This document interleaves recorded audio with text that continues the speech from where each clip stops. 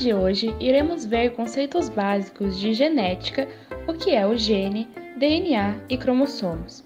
Veremos também como o DNA está organizado nas células procariontes, sua replicação e a variabilidade genética.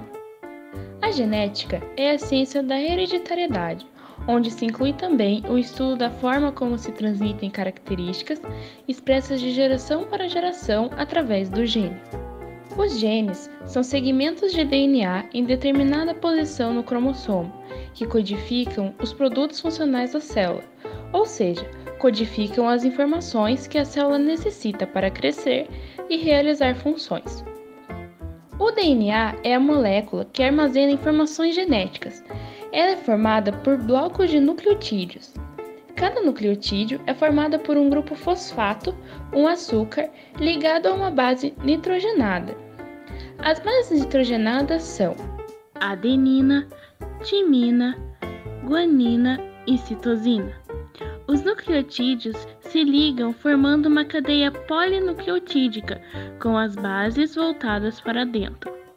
A molécula de DNA é formada por duas cadeias polinucleotídicas e as bases se ligam por ponte de hidrogênio.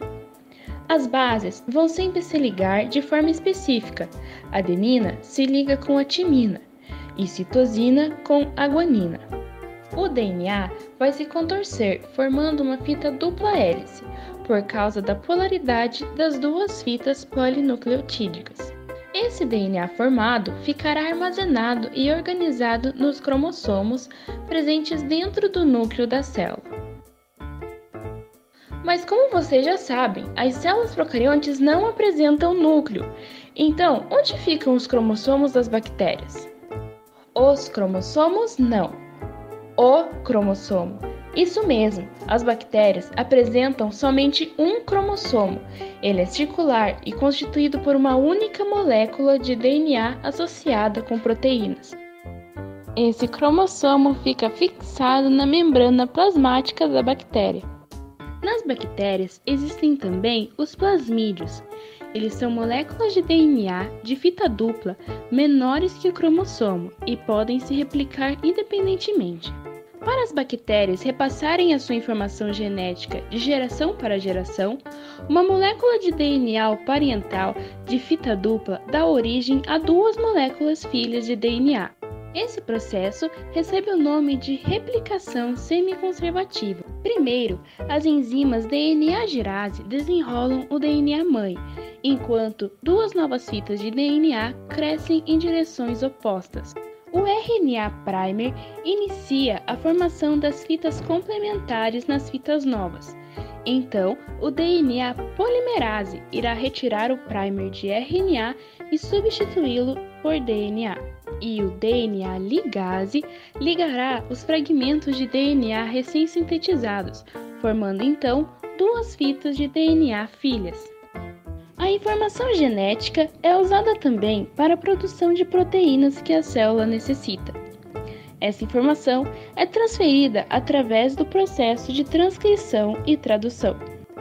A transcrição é a formação de uma fita de RNA mensageiro, utilizando um gene específico.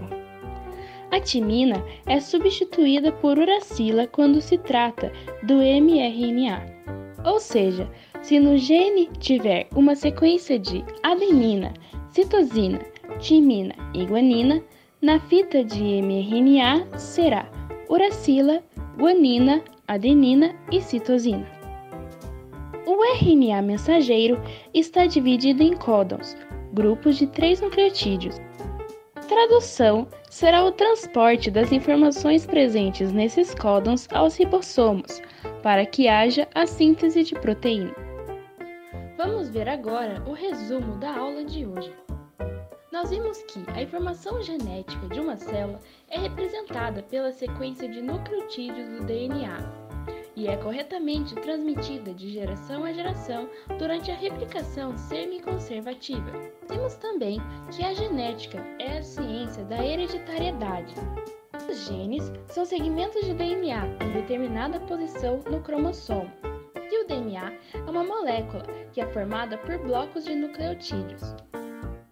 E esse DNA nas bactérias será único e circular e presente em um único cromossomo.